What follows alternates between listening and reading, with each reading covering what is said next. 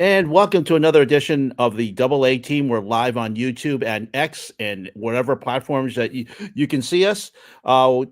Stephen Negishi is trying to work out some technical difficulties, but in the meantime, we have Lily Zhao of Fox 6 in Milwaukee to join us, talk about Packers, talk about the Bucks, talk about the Brewers. We'll talk about all things Milwaukee. So we'll talk about stuff like that, and Wisconsin as well, as of course we big time coming up with college basketball as well, Big Ten tournament. So, Lily, thank you for joining us today. We love having you on. We're glad to have you on tonight.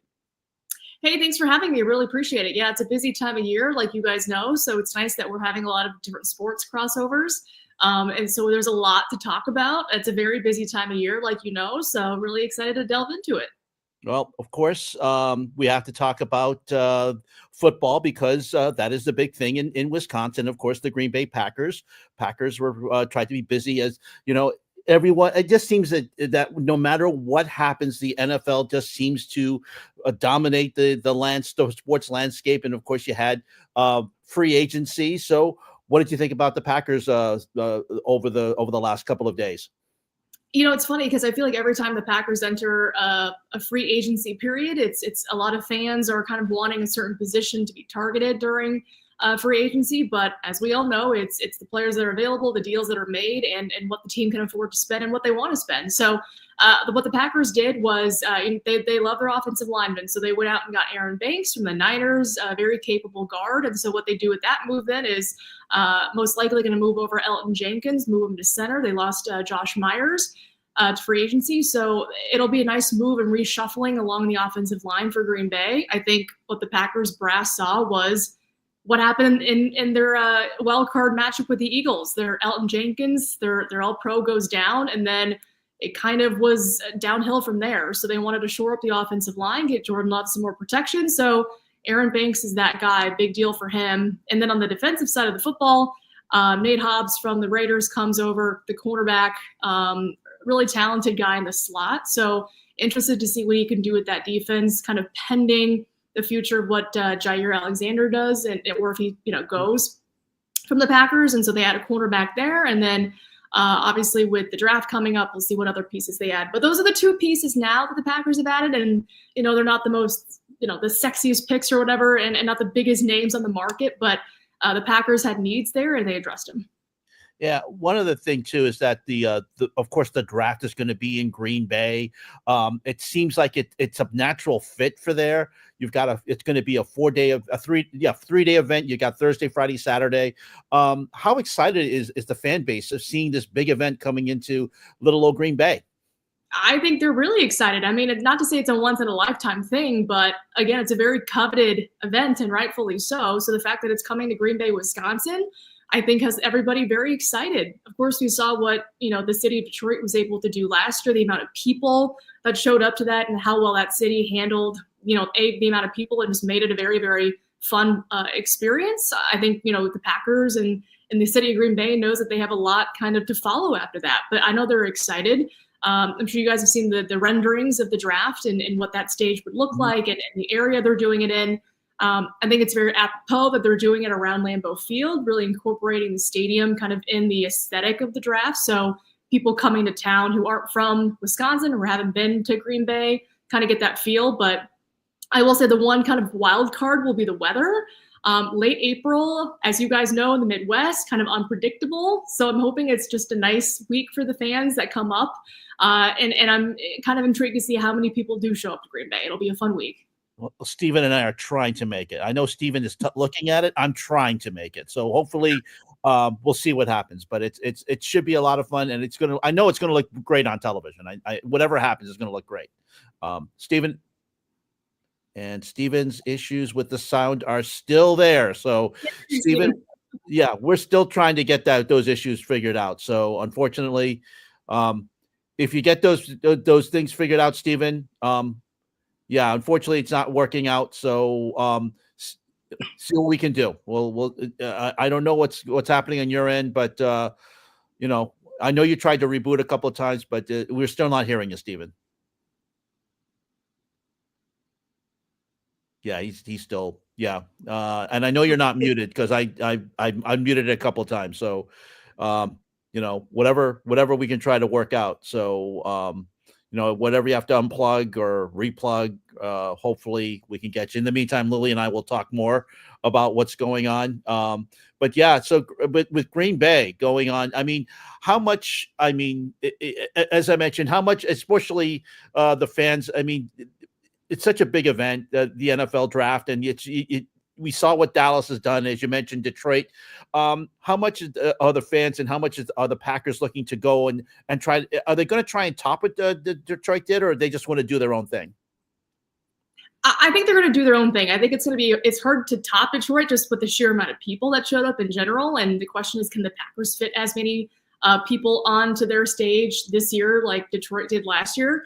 So I think just kind of do their own thing, make it unique in the Green Bay way, and give people who are coming to town, again, who haven't been to Wisconsin, the Midwest flair, the Wisconsin flair, the Green Bay flair, and kind of bring that to them. I think that's what makes Green Bay unique, right? It's a different culture. You guys have been to Lambeau, hopefully, or around Green Bay in Wisconsin. A lot of cheese curds, a lot of like fun beer. It's a great time. So I think people really will embrace just what it's going to be like to be around Lambeau Field. But I'll tell you this, people are preparing now. They're ready for it.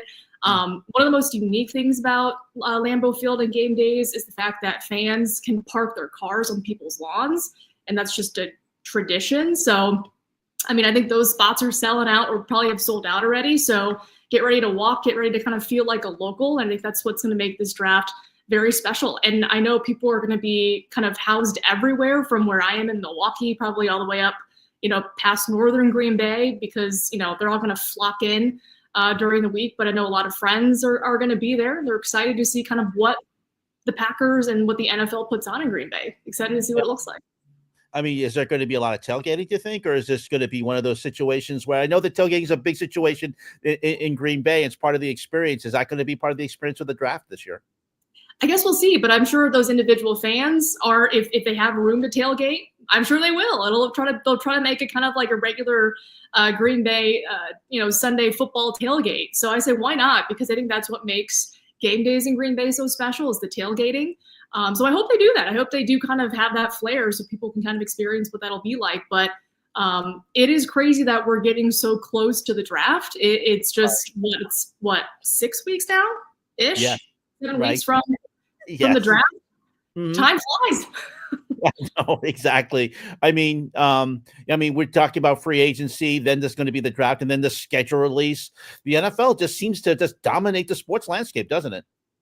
Absolutely. And it feels like there's not really an off season, but there is, right? There is like a mini off season, but once the Super Bowl is over, we're talking about the combine, and now we're here. So it's like a year-round thing. But I know you and I and Steven, we love talking about football. So I'm happy that we're kind of in the mode now where it's all kind of football up until the draft, and then we'll go from there. Exactly. Speaking about other things, of course, we talk about Milwaukee. You have to talk about the Bucks as well. Giannis is doing his thing.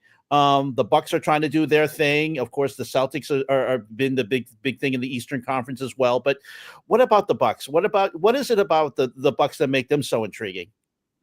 I think it's just the duo of Giannis and Dame, right? I mean, they're the highest scoring duo in the NBA. They play very well off each other in their second season. They're still getting more chemistry and more comfortable with each other on the court. But I think this Bucks team, it's been kind of an up and down inconsistent season. And so they're trying to figure out the other pieces around those guys to see if they can take this team and have a deep playoff run. I mean, at this point, it looked like they had turned a page, but then they had a 2-game slide. And, granted, you play the Cavs, and they kind of showed why they're the best team in the East and maybe the NBA. And the Bucks hung with them for a couple of quarters, but then they just didn't have the offensive firepower to finish them off. But this is a team that's still trying to figure it out. They had a lot of new additions to the team: Kyle Kuzma, Kevin Porter Jr., Jericho Sims.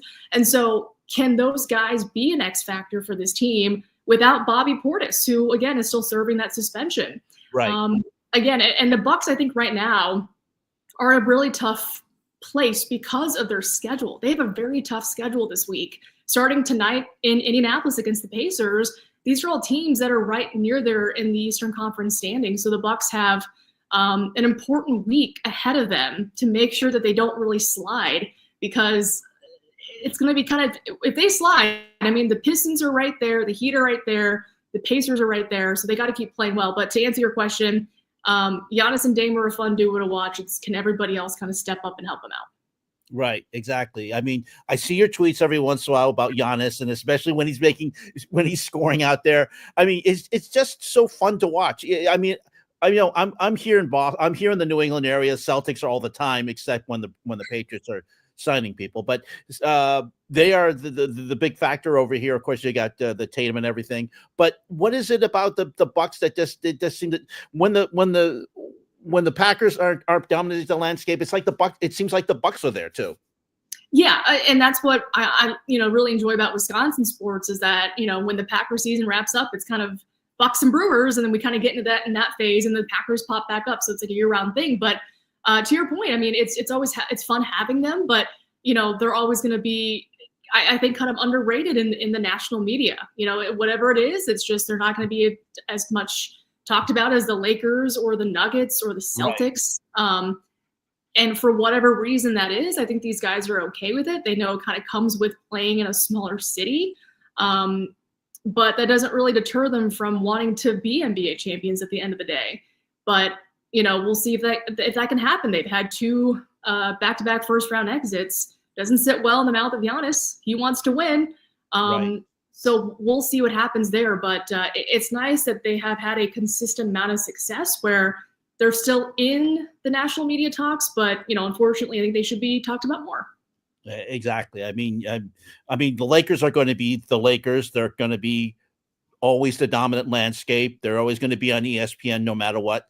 Celtics will get that part of the discussion. But it seems like the Bucks just get their own little pocket over there. And I think that's kind of, as you mentioned, it's nice for the team because they don't have to worry about like Stephen A. Smith talking about them like he does with the Knicks. Yeah. And those national guys have a lot of opinions, but the Bucks kind of know what they have in house and they don't really let that, seep into the locker room at all. And for us local media, it's just nice to kind of cover a team that is kind of under the radar. I mean, and granted, they've had their struggles this season, so maybe that's a part of it, but it's just kind of nice to cover these guys who are a little bit under the radar and maybe they'll make a splash in the postseason. We'll see.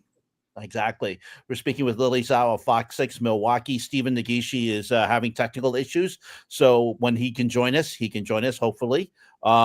We're talking a lot about Milwaukee sports, and we're hoping that you're joining us. And if you have any comments, feel free to leave them in the comments as well. One thing, Lily, of course, Milwaukee, about the Brewers.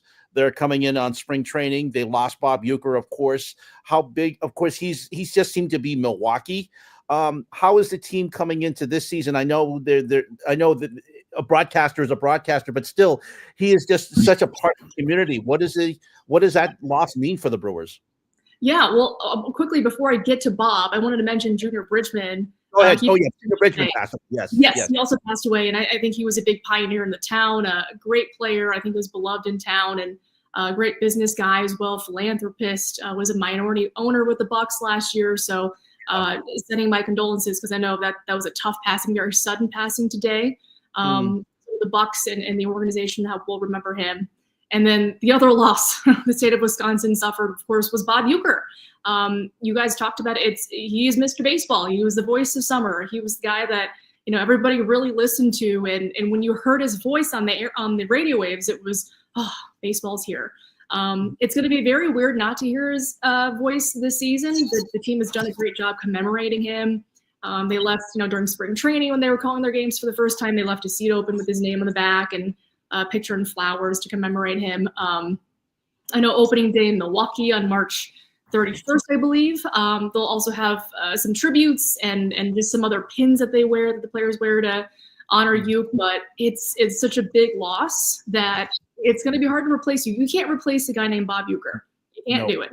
So it's more of honoring his legacy, what he's done for the organization and the state of Wisconsin, and moving forward without him, but remembering all the good that he's done. Absolutely. Stephen, I think your technical difficulties are done. Come on in. Are you okay now? Hey, we can hear you. Oh, thank God. Maybe there was something with the input that was accidentally disabled. So, folks, I apologize for the needless delay and everything. I know probably a lot of that have been covered, a lot of stuff there. But Lily, I wanted to kind of throw in some stuff regarding the Packers. Go for it. Yep. So, Matt LaFleur was quoted as saying he wanted to vomit about every time he has to hear about the number one receiver situation. And Josh Jacobs kind of threw a gauntlet when he said that he wants to see the Packers get a number one wide receiver. The one that was close, of course, was DK Metcalf, and he went to the Steelers over the weekend. Now, John Schneider, the Seahawks GM, and I know Brian Gutekunst has a good working relationship because I think Schneider used to work for the Packers organization. So now my question is, do you still feel that the Packers need a number one wide receiver, or do you feel that that's kind of an overblown, like Matt LaFleur says? Well, I'll put it this way. It's probably a good thing why I'm not in the front office making these decisions. I do believe the Packers need somebody, whether it's a veteran or a guy they currently have in their locker room, to be that number one guy. The question is, do they have that number one threat in the locker room now? You could say it's Christian Watson, but again, he'll be out until probably November after his injury. So you don't have him. I know Romeo Doubs, he's dealing with concussions, and he's been seen working out this summer and kind of getting back into football shape as well. And so could it be, a Romeo Doubs? Could it be a Jaden Reed? We'll see, but I don't think it would hurt the team to bring in a quote unquote number one receiver. But that being said, the names that are out there now, it's kind of a big drop off of the DK Metcalf, Devontae Adams talent level. Right. Kind of what and who is available now. It is interesting. Yeah, of course, Matt LaFleur, Brian Gutekunst are of the mindset of we don't need the traditional number one receiver. We have the guys in house. And their GM, Brian Gutekunst, was asked about, Josh Jacobs kind of campaigning for guys. And, so he said, while I respect his opinion, that doesn't really have any sort of influence on me and what I want to do for this team.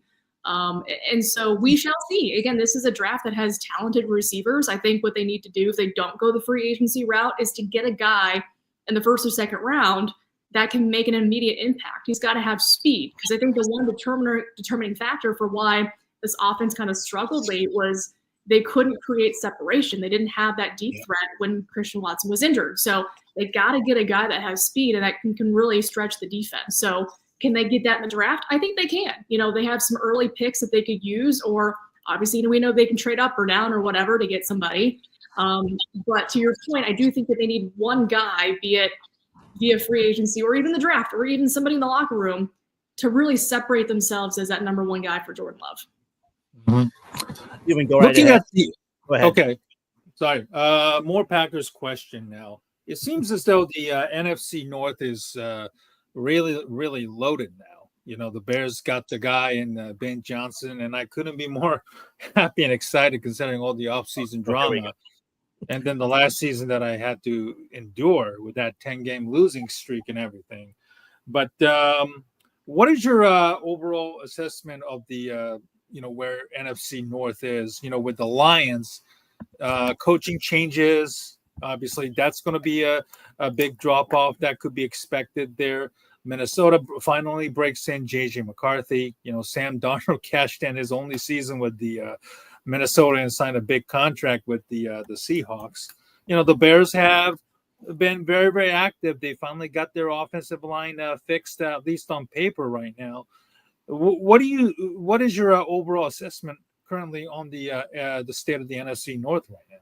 I think it's still going to be a very tough division. And, I think for NFC North fans, obviously they were very excited about their regular season success. It was one of the best regular seasons from a division in a long time. But then what happens in the playoffs? All the teams lose, right? They lose early. So that was discouraging. But that being said, I think this is going to be a very fun season again with the NFC North. The additions that have been made, I know the Bears obviously addressed their need in the trenches. They certainly did that and some. The Vikings the same way. Vikings also bolstering their defense with a lot of good pickups as well. I think the question for the Vikings is J.J. McCarthy ready, or do you bring in another guy to kind of help him bridge the gap? We'll see. I know they think, they believe J.J. McCarthy is the future of the franchise. But I'm still wondering if they do bring in another veteran quarterback to help them along the way. I know Aaron Rodgers' name isn't thrown in there. We'll see if that ever happens. But that's still going to be a really talented team, whether it's JJ McCarthy or somebody else. And I do believe it might be JJ McCarthy. The Bears, I think, are going to be really good under Ben Johnson in the first year. Again, what he's going to be able to do with this offense is going to be really intriguing to see. The Lions, like you mentioned, the coaching changes. It's what can Dan Campbell do now without Aaron Glenn and Ben Johnson, and what do those units look like? For the Packers, I'll say this is a team that, they felt they were, they could have been in the Super Bowl 2 years ago. But now it's, can they do it again? And in Jordan Love's third season as a starter, they have the pieces to do so. They got to be more consistent, and they got to get more pressure on the quarterback. But are there going to be moves made for them? So all in all, I think this is still going to be a very, very talented division. And I'm really excited to see these Packers-Bears games in season because and now has something more meaningful and yes, more relevance now moving forward. Yeah. Hopefully there is more. Ken, let me ask one more Packers question. If you go ahead, it's all yours. All right. So I know the Packers also need an edge rusher, and Chase Young's name was linked before he ended up re-signing with the Saints. Myles Garrett's name was floating out there, although I don't think it was never a real thing there, which Ken can at least. Don't get me started, Myles Garrett. Don't get me started. But obviously, the big name out there will be Trey Hendrickson of the Cincinnati Bengals. What are your thoughts on, the Packers maybe giving up a first or second round pick for Trey Hendrickson to bolster their pass rush? And does Packers front office have that mindset right now that they're willing to give up a pick for a guy like Hendrickson? I think they're very much in that mindset. It was very interesting because, as we all know, the draft is in Green Bay. So, there was kind of a narrative out there of, would you making a splash or something? Yeah, would you give away your first round pick being in Green Bay? And Brian Gutekunst said, listen, we'll do whatever we have to do. And if that includes giving away our first round pick for a guy like Trey Hendrickson or anybody else via free agency, we're going to do it. So sorry, fans. They're going to do what's best for the team. I believe that they are aware, obviously, of the options out there right now with a lot of the premier edge rushers having found new homes. So again, it's can they make a good enough deal with another team? And does that include a first round pick? And is it going to be worth it? Because we all know the Packers covet that first round pick. So I do believe they still need an edge rusher, but can they find the right deal, or do they do it via the draft? But I know that Brian Gutekunst is certainly willing to wheel and deal that first round pick if he needs to. And that will be on a veteran pass rusher. And I do think the Packers need one. Go ahead, Steven. Oh, no, I'm good for now. Okay, I thought you may have had I want you to catch up because you haven't been here. Okay, I appreciate that though. But thank you very much. I apologize for the audio technical difficulties earlier today. Lily Zhao from Fox 6 Milwaukee is our guest tonight. But Lily, last time we spoke, Aaron Rodgers was a hot button topic. I think a couple of years ago. Of course, this was I think shortly after 2022 or 23. I forgot when we were last having it, but his tenure with the Jets has been marred by injuries and ugly,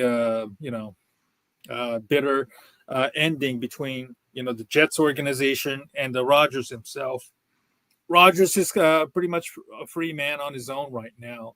As somebody who've covered Rodgers right now for a long time while you were there in Milwaukee, what do you think his mindset is right now? And what team out there do you think would be, willing to give him a shot? I know Pittsburgh's name has been mentioned a couple of times now that they have DK Metcalf. I know the Giants' name has also been thrown out. Obviously, he played in New York. He doesn't have to move, and maybe he wants to stick it to the Jets organization. What do you think the Aaron Rodgers mindset is right now? Well, I think for him, it's finding the right fit, but also the other team. It's, do they need a veteran quarterback to kind of bridge the gap to the future of their organization? And can that gap be Aaron Rodgers, which is kind of crazy to say considering, he will be a future Hall of Famer. But I think for now it's finding the best situation for him and a team that can maybe utilize his services for a year or two, and then they move on to the future. And then, maybe at that time, Aaron's like, I'm ready to retire. But you mentioned it. It's the Steelers, the Giants, maybe potentially the Vikings have been linked to his name. And, these are all organizations that could use the services of a, 4-time MVP. And so we shall see if that does come to fruition. Obviously, the juicy pick would be the Steelers because of the receivers they have there. Traditionally, a very, very good defense. You're going to play for a coach named Mike Tomlin, as we know, is a no-nonsense guy. So will that relationship work out? If it, at the end of the day, it's Aaron Rodgers. We'll see if that, relationship does work out. The Giants, like you mentioned, he doesn't really have to move. That's kind of an organization where does he want to go into a situation like that? Kind of a Jets organization situation where, they're not primed to win a Super Bowl or to win some playoff games, but be a solution there at quarterback. And then the Vikings, we all know it would be kind of like the Brett Favre circle that he would complete if he goes to Minnesota. And that would be very interesting if he was to be back in the NFC North. But the most interesting thing, I think, is for Packers fans, all three of those teams, they play next season. So realistically, was to land on one of those teams, he'd be playing the Packers this fall, which would be very strange. But yeah, I'm also curious to see, kind of first of all, the contract, what team wants to take on the contract. Can ownership, the head coach, get along with him? And then what's the best situation for that team long-term? And is he a good kind of stopgap, per se? Okay. Can you imagine, though, if let's say he goes to Pittsburgh and the first moment that DK Metcalf breaks off a pattern, the glare that Aaron will have at DK Metcalf. You've seen that glare many a times when he was at Green Bay, when he couldn't get his receivers on the same page. Can you imagine he and DK, just the arguments that they could get into during the season if he goes to Pittsburgh? Yeah, that would be a little contentious, maybe. Those two guys have certainly big personalities, and if they were to clash, probably would not be good. But yeah, I think that was kind of the narrative out there of if he maybe goes to the Steelers, the personalities, would they mesh? We'll see. Because yeah, it would be hard to give DK Metcalf that look and have him be okay with it. And then on the other end, I'm sure DK is like, well, I'm not going to run a wrong route, so there should be no backs, so it'll be interesting. What advice would you give to, let's say he goes to Pittsburgh, and it's a smaller media, although they have had, of course, they have an expectation, the media there as well. And they've dealt with Mike Tomlin, who's as you mentioned, no nonsense guy. But what advice would you give to a media person who's covering Aaron Rodgers for the first time? You've been there, you've covered him for years, Lily. You've dealt with his press conferences. He seemed to, in New York, go a little bit more off the rails, especially blaming the media a lot. So what advice would you give to, let's say he went to Pittsburgh or he went to Minnesota? What would you say to them to say, hey, this is what you should look for in an Aaron Rodgers press conference? It's been a few years since we've talked to him in Green Bay. And so I know, the New York media can be ruthless. That's what we heard, right? When you're out in the Big Apple, they no holds barred. They're going to ask you what they want to ask you. Whereas in Green Bay, it might have been a little bit more tailored, a little bit more, it's not as no holds bar as I would say a New York media would be.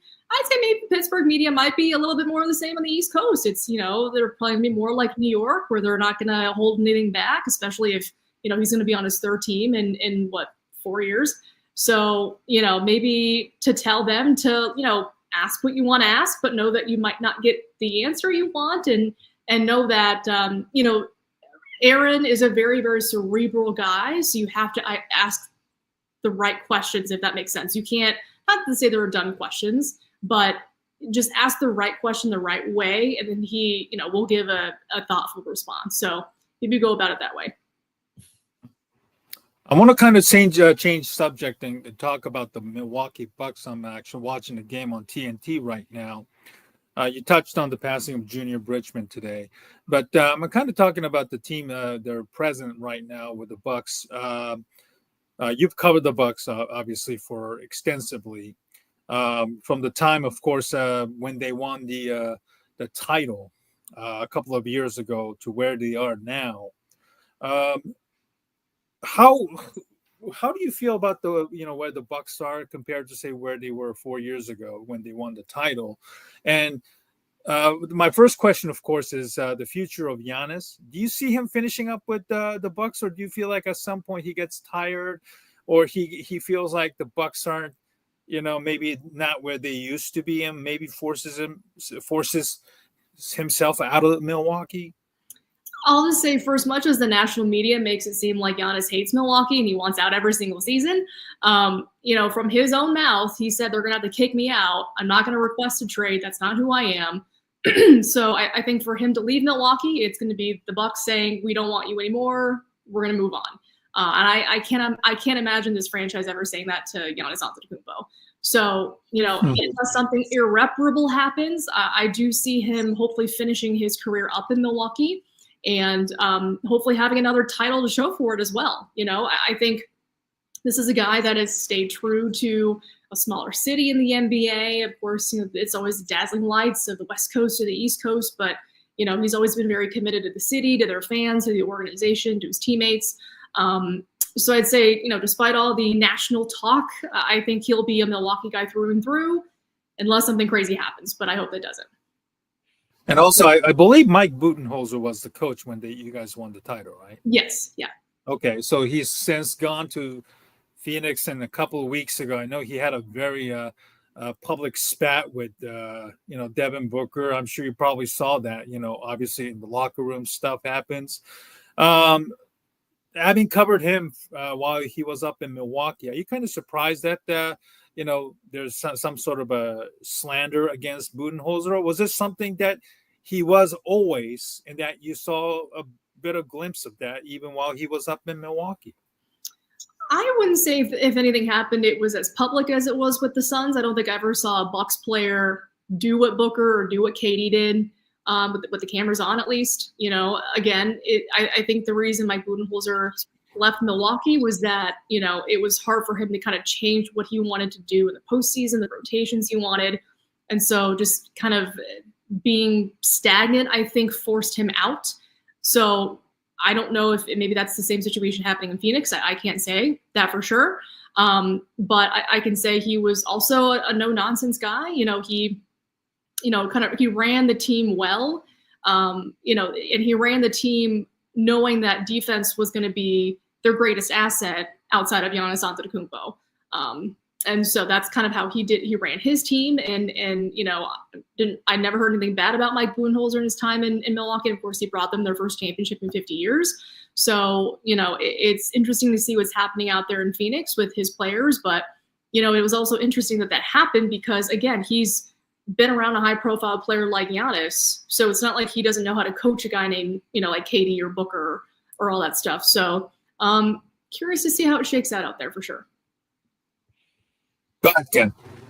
No, go ahead, Steven. Lily and I were talking about the Bucks before you got here, so we. Okay, no problem. Tonight's guest is Fox 6 Milwaukee sports reporter Lily Zhao, who's been on our show a couple of times throughout the our live stream podcast when it began back in 2021. So, guys, 5 years ago, obviously, COVID became a thing, and then the world shut down. Of course, the sports shut down at this time of the year.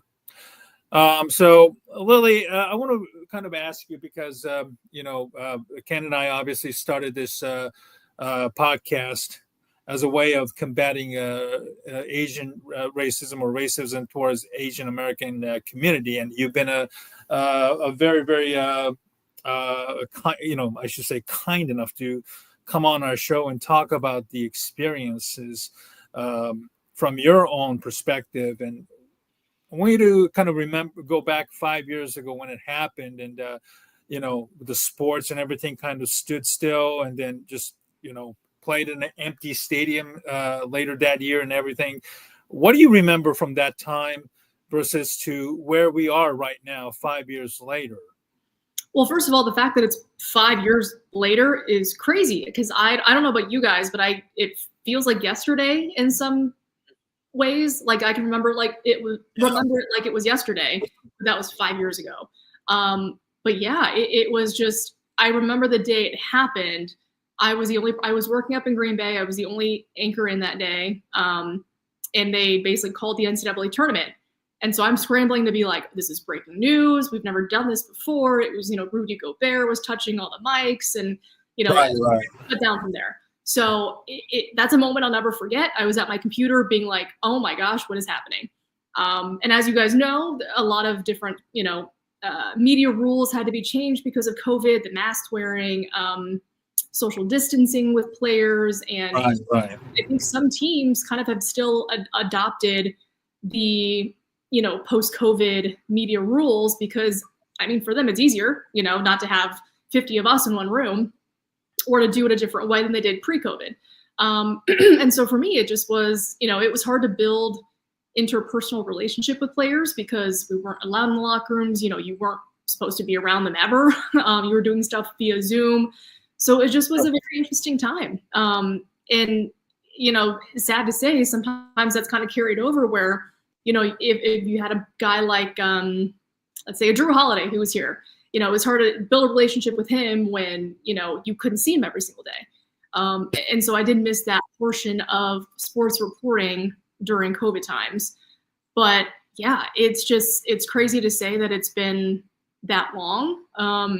And in some ways it feels like we're back to normal, but then in some ways it doesn't because of, certain media policies that have kind of stayed from the COVID era. So.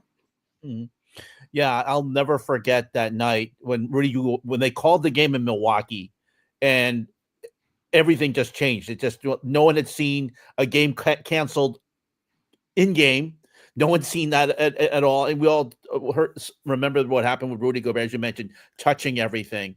And just seeing that night, it was just, and as you mentioned, things has, like you mentioned, Zoom still is part of coverage. Not being able to go into a locker room in certain situations. And so do you think that's been, as you mentioned, for the better or for worse, especially when you're trying to build those relationships? For some teams, it's easier for them just to, keep the media separate. It's easier for them. It's a lot more control with kind of, their own people because they can pump out their own content and, nothing against them. They have the exclusivity and, that's just how it is. But yeah, there are some, factions where I kind of miss being back in the locker room with guys and building those relationships or, they kind of, you don't have that relationship. So it's harder to kind of go up to somebody who's been there for maybe 3 years where you're like, this is the first time I'm seeing you in person, but you've been here for 4 years. It's kind of a weird way to bridge the gap per se. But yeah, it's some of that stuff is still carried over, but I feel like we're kind of more normal than not 5 years later. But again, guys, the fact that it's been 5 years, that's just crazy. It is crazy. It is crazy. It is. Yeah. I mean, exactly. Yeah. I mean, I don't know if it's been for the better for some, as you mentioned, we're trying to get back to normal, but it just seems like the more normal we try to get, some things go backwards. So it just seems a little bit crazy to me. Steven? Yeah, our guest tonight, Lily Zhao, the sports reporter from Fox 6 up in Milwaukee, joining us on the Double A Team podcast live stream. Ken Fang from Awful announcing along with Steve Negishi tonight. Lily, looking at the current state of the sports media, obviously streaming has become more and more dominant platform right now. It comes with a cost, of course, and the contents and then the people having to pay for it, whether it's Netflix, Amazon, or Hulu, or Peacock now, of course. Where do you see the future of sports media and its landscape going, and how do you feel like you want to fit in, just to kind of get with the time, or do you feel like there is a part of you feel like, that I think we might have touched on this, that you want to someday go national or, a broadcasting network? Where do you see yourself fitting in the current landscape, and how do you want to kind of put yourself out there? Sure. You mentioned it. It's football, sports. They're all moving in a digital platform, and it's at a rapid rate. Back in the day, everything was on cable. Your Fox, your NBC, your ABC, your CBS. That's how you're getting your sports events, and that's what it is. But now it's 10 different platforms. You have to have 10 different streaming services, and that's just for watching a sporting event. I'll say I can't really speak for the regional or national networks, but on a local level, there's a massive push for digital. Digital is a massive push. They want, a lot of content online, but because of that, you're not going to be able to show highlights. So it's a lot more of shows like this, or, a lot more roundtable shows where you can have analysts talk about sports or weather or entertainment or news. And that's kind of the driving factor, I think, for at least my station in Milwaukee. It's a lot of the digital push because, in their minds, we have an audience already in state, but we can get that audience and more if people can access us in LA on an app, on an airplane, and they can watch our newscast. So I think that's for them the massive initiative right now. And so I think, to break into that, you have to kind of be willing to bend and to go on that platform yourself, because times always change, the mediums always change. And if you don't bend to that, people are going to watch somebody else and not you. So to answer your question, it's more kind of finding a niche part of the digital realm that we can have our expertise in, that, we still do our normal duties in Wisconsin. People still watch our normal newscasts on TV, but then it's what can we do beyond that to get more viewers from across the world and the globe to watch us and not watch somebody else. So it's just more of a, you got to branch out there and do a lot more that you might not be comfortable with. And that's exciting. Yeah, it's interesting because, it's all about getting that app, whether it's on the box top, whether it's on Apple TV, or whether it's in Roku, or as you mentioned, whether it's on your phone. The whole thing is that the whole thing is that people allegedly see their highlights already on the phone. So what can you do to get more people to watch you? Because people are watching the highlights on the phones. What can you do to stand out? So do you go more hyper local? That's always the question that's out there for all the local news stations to have. Yeah, and it's in what audience do you want to capture? I think the hyper local role is great, but then you don't want to pigeonhole yourself there. You want to branch out to a different one. So for us, it's like we're looking at high school options. We're looking at least for my station, we do a NFC North podcast. So it's like me, but in Detroit, Minneapolis, Chicago, we do a year-round podcast on our digital platform. Mm-hmm. So we kind of found that medium to tap into as well. So I think it's finding different sorts of mediums, topics, and different levels of sports, because you're not going to have a fan that might want to watch high school all the time, or someone who wants to watch the NFL all the time. So it's finding those different mediums to kind of please everybody, but you do it on a digital platform on top of your regular TV. So yeah, times are changing. There's a lot of different apps and platforms, and it's hard to keep track of, but it just is what it is these days. It's crazy. Go ahead, Stephen. Oh, no, go ahead, Ken. I was just listening to you guys just talk about it. But so another couple of more minutes with Lily Zhao from Fox 6 Milwaukee. So if anybody who is interested in coming up to Green Bay for the April draft, I know this was discussed while I was trying to get back into it. What kind of advice do you have for people coming to see Green Bay for the very first time, to attend this event from your vantage point? What's the things to do, what not to do, et cetera, et cetera? First of all, I hope you guys have a place to stay already. I think like everything is booked. Or somebody in the area that you can, sleep on their couch or something. So make sure you find a way to get up there. And once you get up there, I think fans will really enjoy it.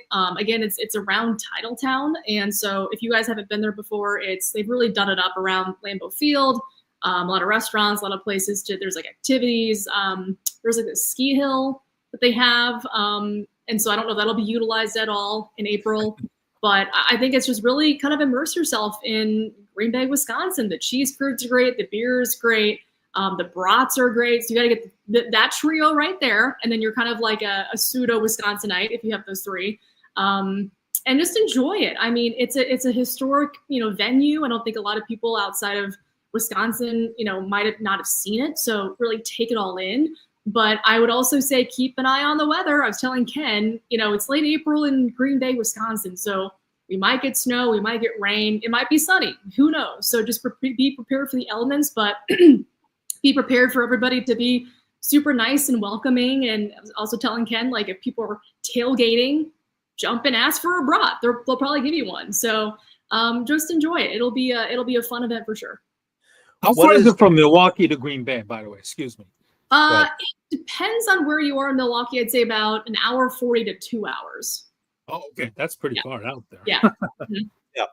And what would you say? And I always like to ask this of people that know the area the best. What is your favorite? What is one thing that that other, like the national people, do not know that you love going to about Green Bay? Oh, that's a good question. Ooh, I don't know if I can impart that much wisdom, but I'd say like try out the cherry wheat beer. That's always an A+. And just like go in the hole in the wall places. Those are the best places, I think, probably in every city, right? A hole in the wall place, you got really good food. And I think maybe that's kind of what people have to experience. Don't go just for the glitz and the glam, which you obviously can, but I would say try out, some places you wouldn't think to try out. And also I think just kind of tag along with somebody who might seem like they're from the area and get their advice, because those guys can probably impart some wisdom. And on top of that, they're probably all shareholders and owners of the team. As am I, by the way. What? As am I, by the way. I bought a share. Fantastic. Good job, Ken. I had to. I mean, even though I'm a Browns fan, I said, you know what? They were selling them. I said, I'll buy one. Why not? Yeah, you have to have a stake in it. That's pretty cool. Yeah, exactly. So I know, Steven, that you are a Bears fan, but have you bought your share yet? Oh, no. I haven't bought it yet. I don't know if it's even possible to buy a share. Not because I'm a Bears fan, but is it like readily available to the public, or do you have to kind of like follow certain guidelines? They announce it when they're. Yeah, they announce it. So that's how I. Oh, okay. Yeah, you can't just like tomorrow buy it. Yeah. Yeah. I have one last question. Again. No, it's all yours. Okay. I have one last question in regards to baseball. Obviously, baseball starts already next week in Japan when the Dodgers and the Cubs play. And, the Brewers obviously have won the Central Division the last couple of years. But it seems as though the baseball is kind of like I don't want to say a dead sport, but it seems as though there's a bit of a disconnect between some of the owners who spend and very few owners who spend money versus the owners who don't spend much money at all right now. I'm very curious to know the situation in Milwaukee with Peter Atanasio, the owner. What is the current state of the Brewers right now? I know there were some talks about, what was that, building a new stadium or something like that, replacing the Great American Insurance ballpark. Where's that right now in terms of the stadium situation in Milwaukee? Will the Brewers find a way to stay in Milwaukee, or is this like some sort of a relocation conundrum in a couple of years right now? Yeah, I think it was the Brewers obviously were making a push to in the state of Wisconsin. They wanted the Brewers to stay in Milwaukee. I think they've come to an agreement there just to get some renovations done on American Family Field, just to kind of, update the facade. There's some parts of it that, it's an older stadium per se. So, they're trying to renovate it and get enough money to do that. I think they've come to an agreement on that. So the Brewers will be in town for the foreseeable future, which is great, for the economy, for fans and all that stuff. But, so there's no worry there. But in terms of, does the MLB need a salary cap question? Yeah. It's like basically the Dodgers and everybody else at this point. Yeah. I mean, it's the reality of the situation is the Brewers, their purse is here and the Dodgers is like way up here. It's just the reality of the situation. We can talk about if baseball needs a cap, but the Brewers work with what they've got. And I think that's why last year's loss in the postseason to the Mets was so disappointing, because they were right there, and they could have said, exactly. They had a lead. Yeah, with a smaller purse, and we're gonna go further than your team with a massive purse. So I think that's what was disappointing. But the Brewers are doing what they can with the money that they have to try to bring in guys that can compete. I think this is going to be a really talented Central Division. I think the Cubs will be better. The Reds will be pretty good with their new additions as well. So it'll be a tough division to win again. But that being said, the Brewers bring a lot of the same faces back outside of Willy Adames and Devin Williams. So intriguing to see what they do. But, they're always kind of proving those people wrong that you need to have money to win, which obviously we saw that was the case last year. With the Dodgers. So hopefully the Brewers can compete in. We'll see. Well, Lily, it's as always fantastic to have you. It's been too long. We're finally glad that the schedules work, that you're able to join us, and we really appreciate it. Thank you very much. Anything else you want to add to what you've already said tonight? Well, thank you guys so much for having me on. This was great. I love the work you guys do and just promoting obviously Asian Americans in the sport, and obviously just your wide breadth of sports knowledge as well. So thank you for having me on. And I would say if you guys are in the Milwaukee, Wisconsin area, tune in. Otherwise, please show up for the draft. Everybody in Wisconsin. We're definitely working on it. So hopefully, and if we get there, we'll certainly ping you on social media. So. Yeah, let me know. I actually went on Travel Wisconsin website, and I actually put my name in there for the all expense paid trip. So that's like my best hope, in hopes of getting a free trip to Green Bay there. So I hope. Right. I hope. Yeah. That would be my best option there. But anything you're working on? I know the NCAA, of course, is the big tournament. Obviously, Wisconsin could be in the dance for now. Depending on the higher seed. Are you traveling with the team, or what's the plan right there? Yeah, we're hoping to. The plan is, I guess, just to see where Marquette and where Wisconsin land. I think we were kind of hoping Wisconsin would be playing at Fiserv Forum, but just with the way that they've been trending, unless they have a really big run in the Big Ten tournament, they might not be in Milwaukee, which would be kind of a disappointment. But we'll kind of see where the two teams line up, and the hope is to go with one of them. And we'll see. But yeah, it's a fun time. It's a fun time, guys, and I can't wait. And I'm happy that we have two teams that are going to be in it. Exactly. Well, thank you so much, Lily. Again, much appreciated. We'll make sure it's not 2 or 3 years before we have you on again. So, absolutely. Thank you very much for joining us, and we appreciate it. Thank you, guys. Have a good night. Good night. Have a great night. Thank you, Lily. And Steven, let's talk a little bit about upcoming. Of course, we've got the draft upcoming, as we mentioned. We'll talk a little bit about that. But, NFC, quickly about what do you think about the Chicago free agent signings over the last 24 hours? Well, I tell you, they really transformed their offensive line. That's for sure. They got Drew Dahlman, from the center from the Falcons.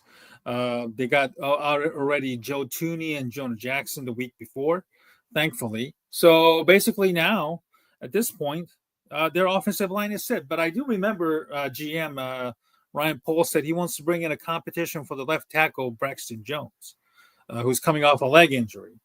So this is going to be very interesting. Just because they bolster their offensive line, I don't think that should stop them from getting another offensive lineman. If they are going to bring in somebody to compete for the left tackle position, I do feel that that is where Bears are currently leaning towards right now. Defensively, they added Dayo Odigbo from the Colts. He's 25 years old, young guy, former Colts second rounder out of Vanderbilt. Has got a really massive potential. I think this is where I think Dennis Allen, the veteran defensive coordinator, is going to have to really work his magic out, get the most out of Odigbo, along with Grady Jarrett, the son of former NFL legend Jesse Tago, just like his father played with the Atlanta Falcons his entire career. He was released on a salary cap casualty, and then the Bears out of nowhere scooped him up. I didn't expect Grady Jarrett to be, signed by the Chicago Bears, shockingly. But, this is a veteran guy who can finally fill that three technique defensive tackle position. And again, just like the offensive line, that should not stop them from getting more pass rushers.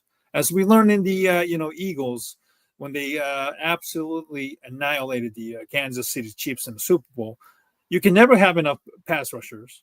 And then you can never have guys who can certainly keep your quarterbacks clean in the pocket. So I believe that's the approach that the Bears are finally taking it.